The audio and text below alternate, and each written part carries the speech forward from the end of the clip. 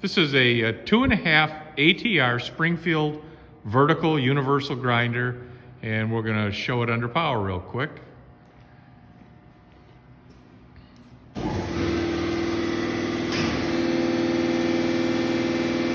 Got a variable table, of course. There's the spindle coming down.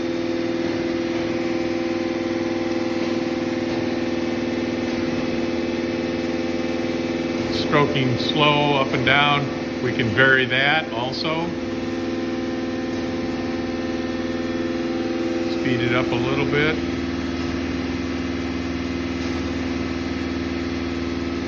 Okay. The machine's got a new all digital readout.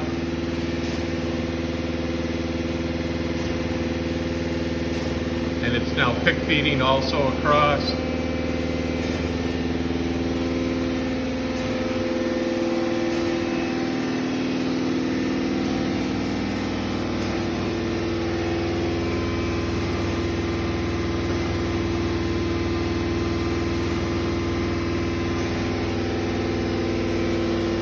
It's got a dresser.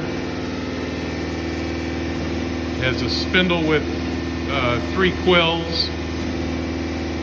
Oh, there's the spindle.